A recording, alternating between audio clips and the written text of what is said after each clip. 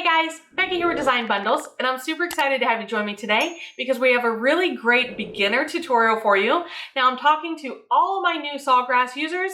We have an introductory video to using Creative Studio.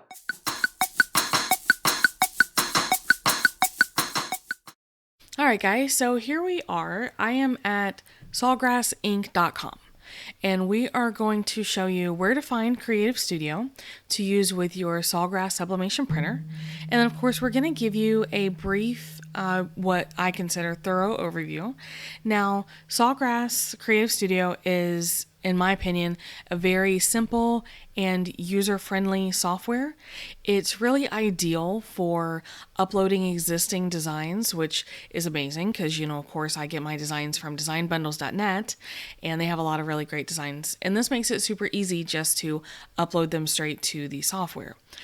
What I just wanted to preface is to say that this is not a true, graphic design software. So, just go ahead and give that some thought. If you have graphic design software that you're used to using, then that is going to be a more robust software for you. But this is really great for beginners. It's really easy, and it's going to make your sublimation journey a lot smoother until you're ready to tackle a more advanced software, okay? But again, so we're at sawgrassinc.com. So the first thing that you need to do is go ahead and either sign in or create an account unless you're already signed in. A lot of times you'll go through the account creation process when you're setting up your Sawgrass printer, but just in case, you can do that now if you need to. I have an account, so I am going to go ahead and just sign in. And then I can come up here to the Creative Studio icon, and that's going to go ahead and bring me to what I consider the Creative Studio homepage. Now, you can go ahead and bookmark this. This is a cloud-based software, so it will always stay right here for you to use and access basically from any computer that you can hook to your Sawgrass printer.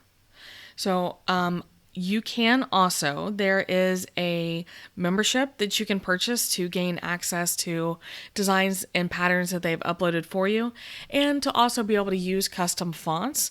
We have a brief video for you on that coming, but you do not have to go ahead and upgrade to the more advanced membership if you're not ready. So just keep that in mind. If you run into things that tell you that you would have to upgrade your membership, you can come back here, and this is where you would do that from. So I'm going to click Start Creating over here on the left-hand side. And this is basically your creative workspace. This is where you're going to make all the magic happen, so to speak. What you're looking at in front of you is more or less your designing area. This is your canvas.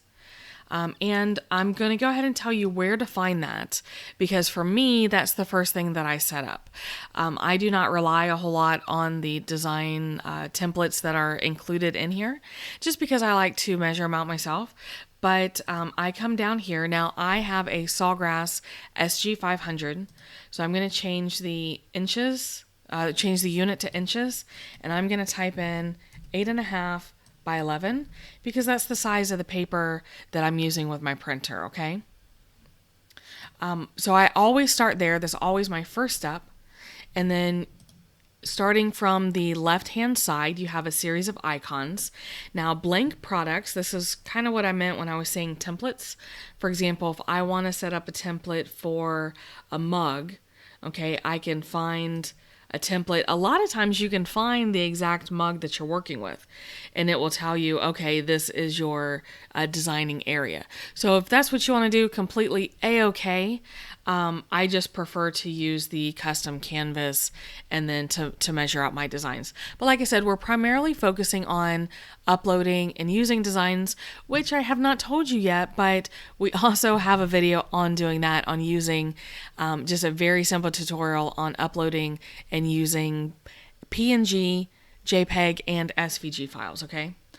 But your blank products are going to be your templates. So if you have the opportunity to come here and find the product that you're working with, that may be helpful for you, just depending on what your designing needs are. creations, you can sort out your different designs. Now, I'm not going to lie, I don't know if it was a glitch or whatnot. I was actually not able to save my designs here to my creations.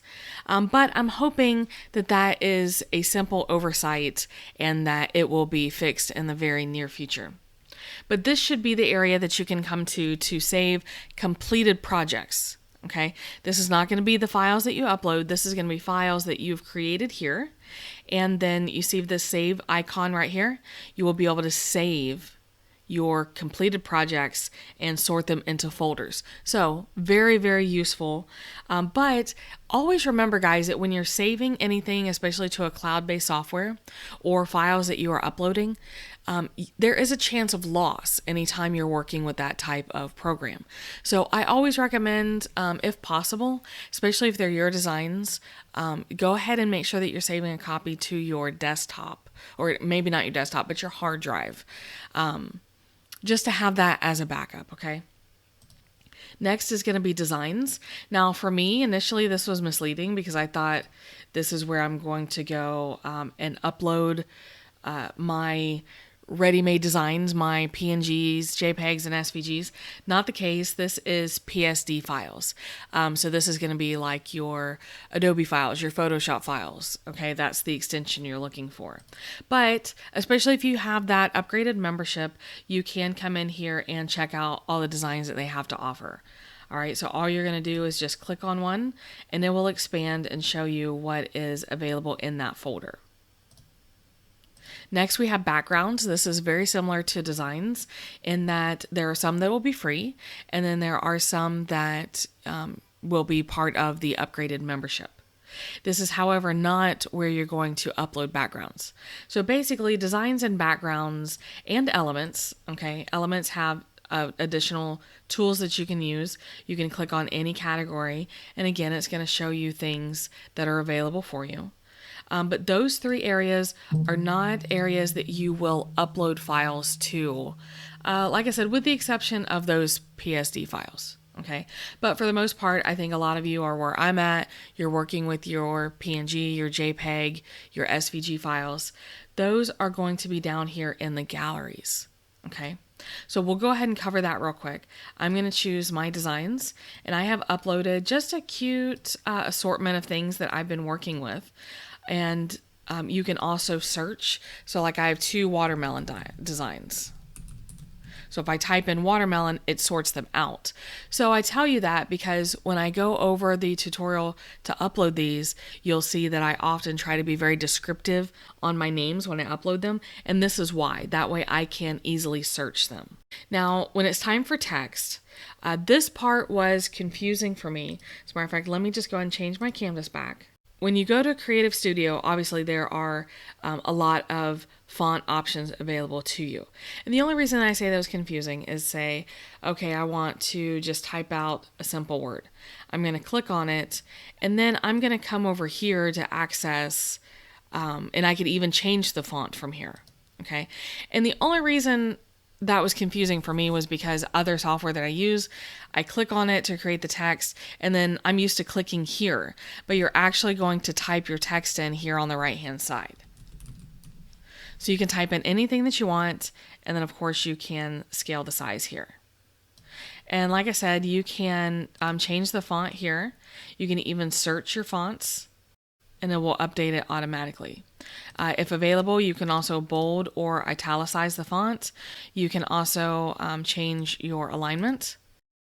But for the most part, that's all you're going to be able to do with your fonts. You can upload fonts, and I've uploaded this font as part of my Plus membership, but you do have to have the upgraded membership option to be able to upload your own fonts. So a drawback, but nothing that we can't work around. And I do have a video on that coming very, very soon. I know I keep telling you guys about future videos, but because by the time you watch this video, chances are those videos will already be out on the YouTube channel or will come out within the next couple days. So I just want to let you guys know that I'm giving you the overview, but that there is more information coming. But we just don't want to overwhelm you from the very beginning.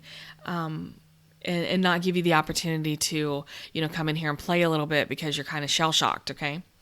But for the most part, guys, that is it for your icons on the left-hand side. Now, of course, there are options along the top. You can add a grid if you want to. You can add or remove the guidelines.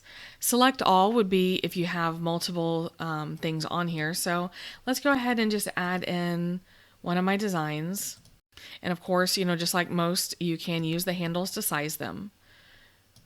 So if I arrange these and I hit select all, then it literally grabs them all, and then I can size them together if I need to.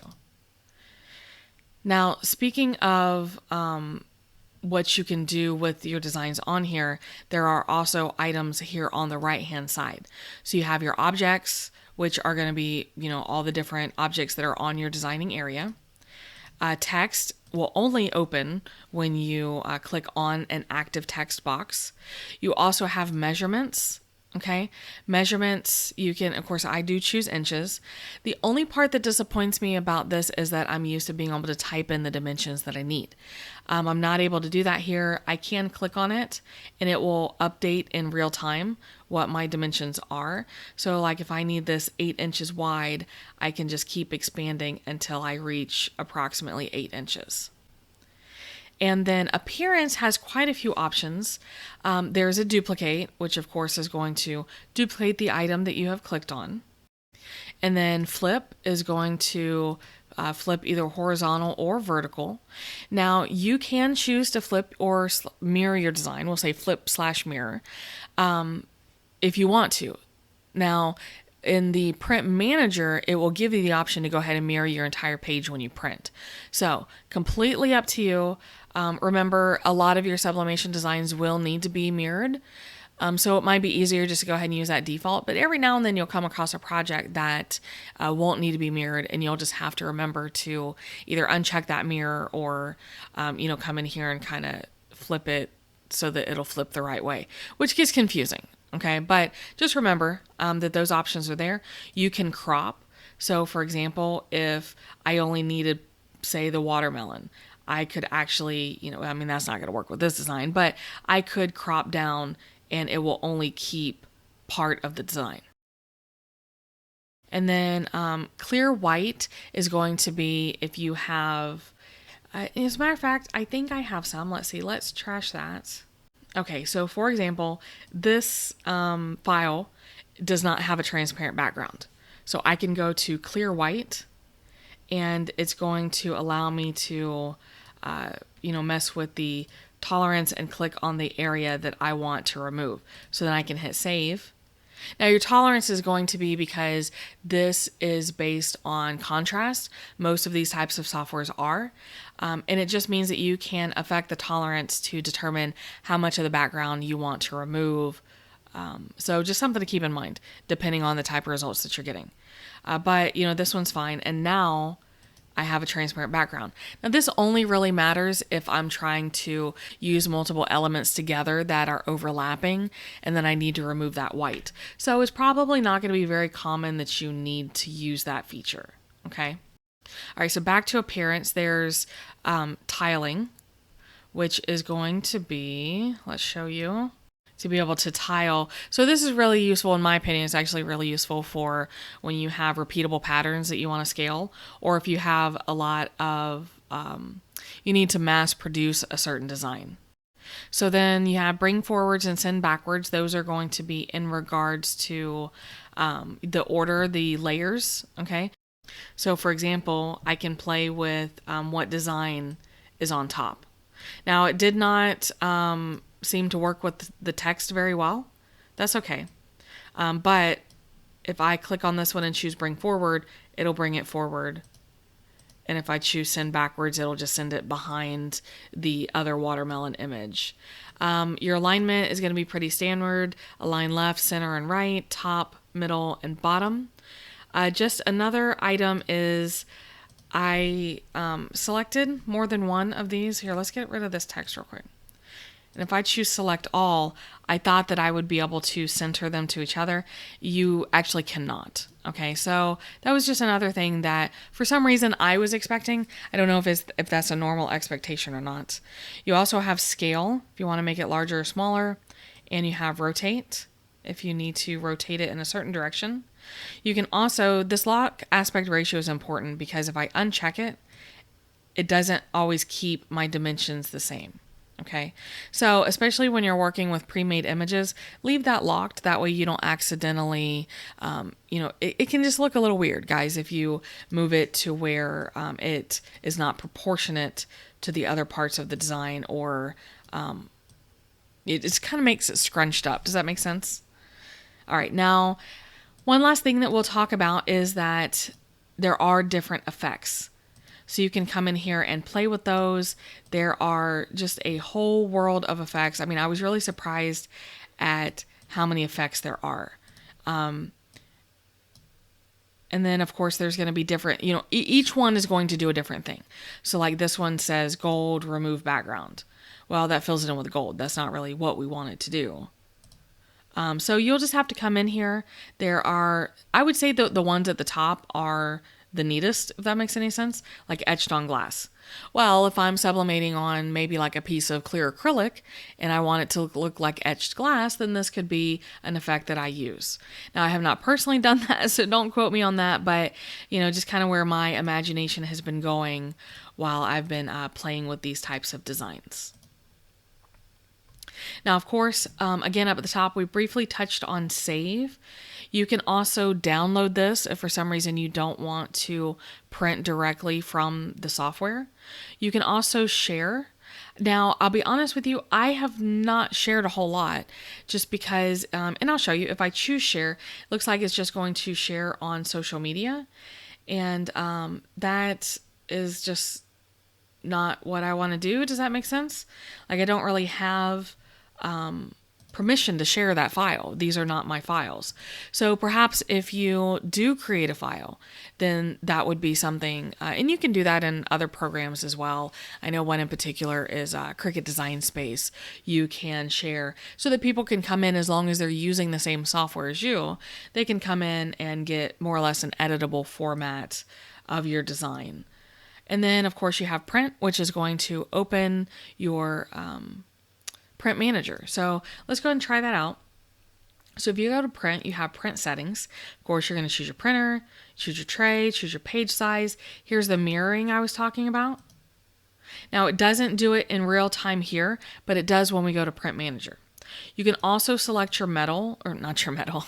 You can select your materials. It defaults to metal, but this is going to depend on the project that you're working with.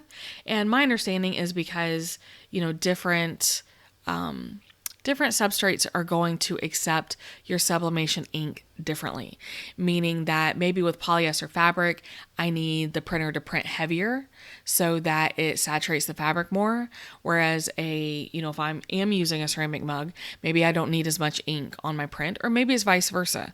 I do not have the knowledge for the inner workings of what each one of these presets works on, but just know that they're there. I have been choosing polyester as a default, and so far all my projects have turned out really well. And same thing with the paper. Now, if you're using, like, the TexPrint R is very common. Sublatex or Sublaflock would also be common, but I've been leaving mine as TruePix Classic because I'm actually using a sub paper from Amazon, and there's no preset for that, but that's the default, and that's what I've been using, and so far it's been just fine for me. Now I can also scroll down. I can choose high quality, high speed. I can choose, photographic or vivid. Color palette is disabled, so we will have to play with that some more and find out what that's going to be. But basically, guys, really, I've been printing for, we'll say, quite a little bit now, testing out different projects. And these, just leaving these at the default, with the exception, I have been changing that to polyester. And so far, everything has been really, really good. I'm going to go to print. And this is the part that's going to launch my print manager, which is going to, communicate from my computer to the actual Sawgrass printer. So there we go. It pops up automatically. There was one time that I had it kind of hover in the background and I had to go through and pull it up. But that has not been the normal experience. I think I must have clicked on something at the same time that it was loading. But this is going to carry over the same settings that we just talked about. Here's the mirroring, and here's where you can actually see it in live time. Okay, so again, high quality, paper is the same, source is the same, substrate is the same.